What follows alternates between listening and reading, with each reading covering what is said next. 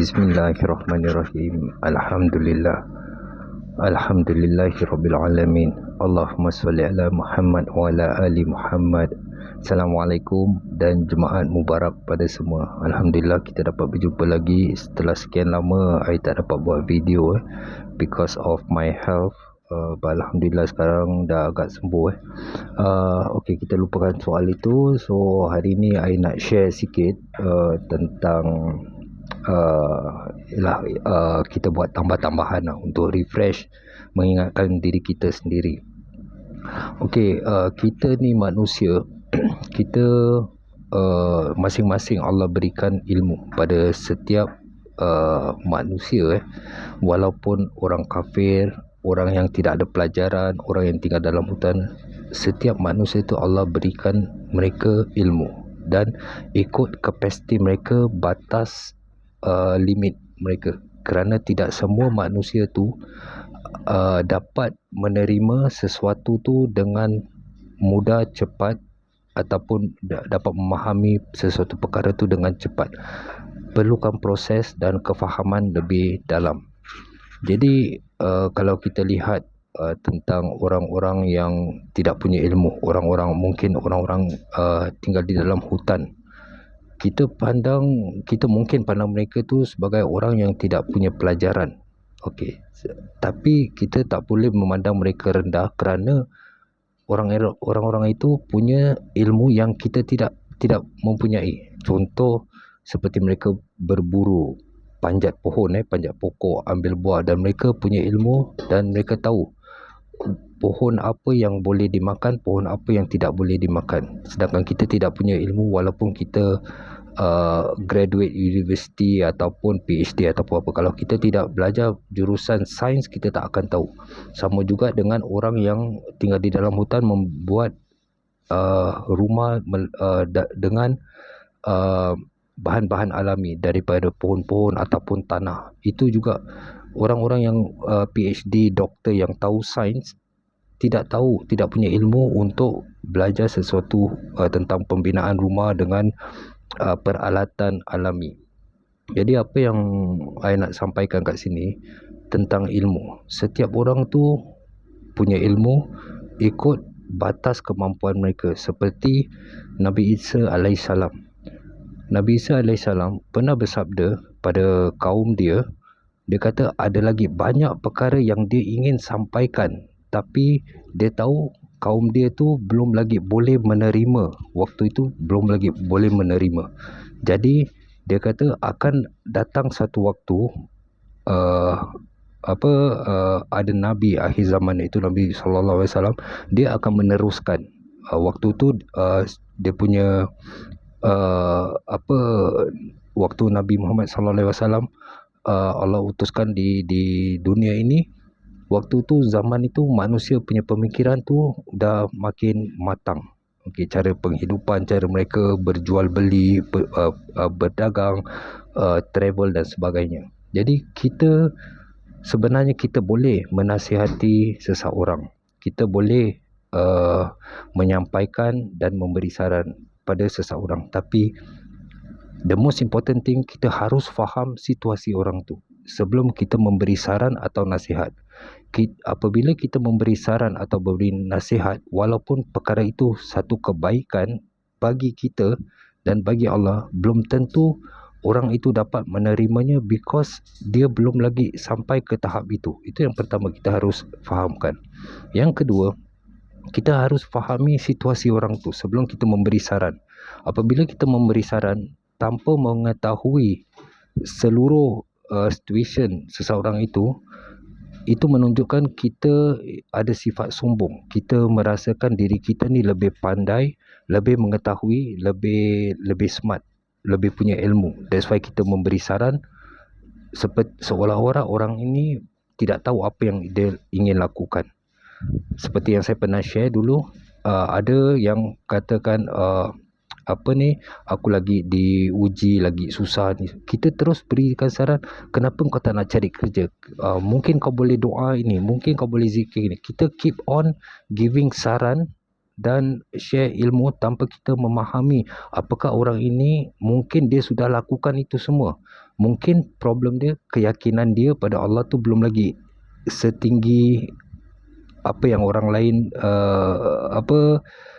maksudnya dia punya keyakinan pada Allah tu belum lagi tinggi. Jadi kita tak boleh terus memberi saran pada seseorang itu atau mengajar seseorang itu tanpa kita memahami, tanpa kita punya ilmu yang cukup. Kita akan memprovok atau akan mencetuskan satu masalah.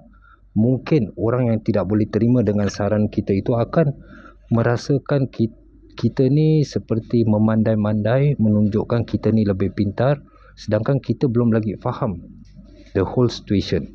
Jadi itu akan menjadi perdebatan dan akhirnya kita akan kata aku cuma beri saran, terserah nak terima tak terima tu terserah. Itu bermakna kalau apabila kita dah sebut itu terserah, nak terima tak terima itu urusan kalian. Apabila kita sudah menyebut atau merasa seperti itu, bermakna saran yang kita berikan itu tidak ikhlas dan kita bukan benar-benar mau membantu. Kita hanya mau menunjukkan apa yang kita tahu, ilmu yang kita tahu kita share, dan terserah dia mau terima atau tidak itu terserah. Itu menunjukkan sifat-sifat kesombongan yang ramai tidak perasan di dalam yang ada dalam diri kita. Jadi apabila kita tengok saudara kita, sepupu, adik-beradik, kawan kita yang mungkin kita nampak daripada luaran mata kita dia ini seperti tidak punya ilmu agama, ataupun kita tahu dia tidak mempunyai banyak ilmu agama, kita tidak boleh selalu atau setiap hari menasihat, menyampaikan, kita kasih video ataupun posting seperti kau ambil doa ni, kau buat gini. Kita tak boleh. Itu yang membuat orang akan merasa bosan. Apabila kenapa orang ni selalu nak kena suruh aku buat ni buat. Kerana seseorang tu apabila mereka sedang proses berhijrah untuk ke jalan yang baik, dia memerlukan waktu. Jadi dia tidak mau tekanan. Apabila seseorang tu memberi tekanan pada dia, selalu menasihatkan dia, contoh kau selalu pergi solat dekat masjid, jangan malas, jangan ni, selalu macam kita menyuruh, memerintah dia untuk melakukan sesuatu walaupun perkara itu baik. Itu membuat orang itu rasa benci dengan kita dan rasa ingin menjauhkan diri dengan kita, kerana dia tahu apabila setiap kali aku jumpa orang ini atau aku communicate dengan orang ini akan nasihatkan aku. Jadi aku jadi stres. Aku belum lagi ini. Jadi manusia tu perlukan waktu untuk proses untuk berubah. Jadi kita jangan provoke, kita jangan memaksa atau selalu menasihatkan. Kita boleh tukar beberapa topik lain dan kita kaitkan dengan agama, dan kita jangan selalu menunjukkan, kerana kita manusia banyak buat kesilapan. Kalau kita selalu menasihatkan orang, kita bilang orang ni kau harus buat ini, jangan lupa Allah, kita diri kita sendiri kita tahu kita ada banyak dosa. Apakah kita benar-benar sudah bersihkan diri kita atau masih ada rasa sifat riak, takabur, ujub dalam diri kita, sombong ni semua. So kita nak kena be careful with this. Jadi itu yang saya nak sampaikan kali ini, supaya kita dapat teruskan sharing, berdakwah, mengingatkan antara satu sama lain tanpa memaksa orang untuk menerima apa yang kita sampaikan.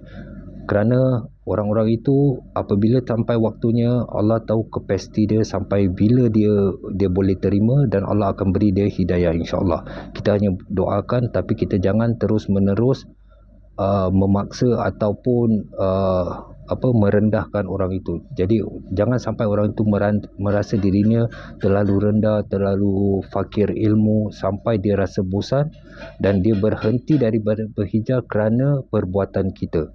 Jadi kita pun jangan selalu lakukan itu, kerana kita tahu kita banyak dosa. Kita selalu kata kita minta maaf dengan orang, tapi kita belum lagi faham apa tu minta maaf. Syarat-syarat minta maaf tu pada orang, pada manusia itu dengan Allah itu hampir sama. Bukan sama, hampir sama. Basic thing yang pertama, kita harus menyesal dengan apa yang kita lakukan. Jadi kita buat salah dengan seseorang tu, kita minta maaf, kita harus rasa menyesal. Aku betul-betul menyesal kenapa aku buat ni. Yang kedua, kita harus berhenti dari melakukan perkara itu lagi. Itu baru betul-betul minta maaf. Jadi kita jangan kata kita minta maaf, besok kita buat lagi, kita minta maaf, hari-hari aku minta maaf. Kita tak boleh kata gitu, because selagi kita lakukan perkara yang sama, bermakna kita belum lagi ikhlas minta maaf, bermakna kita belum lagi jujur untuk meminta maaf daripada seseorang. So tadi ada nak sampaikan lagi satu point, I dah lupa, tapi insyaAllah when I remember, I akan sampaikan lagi insyaAllah.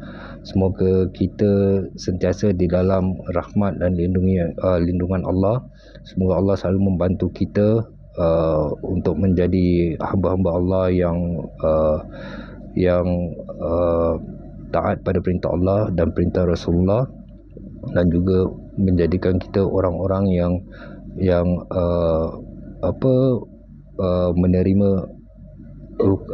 menerima, mempraktis rukun iman yang keenam, iaitu qada dan qadar. Ramai orang masih belum boleh terima qada dan qadar. Dia boleh ikut 5 rukun iman, tapi rukun iman yang keenam tu banyak yang masih gagal, kerana setiap kali sesuatu terjadi, mereka tidak dapat terima qadarullah, dan itu akan menjadi masalah.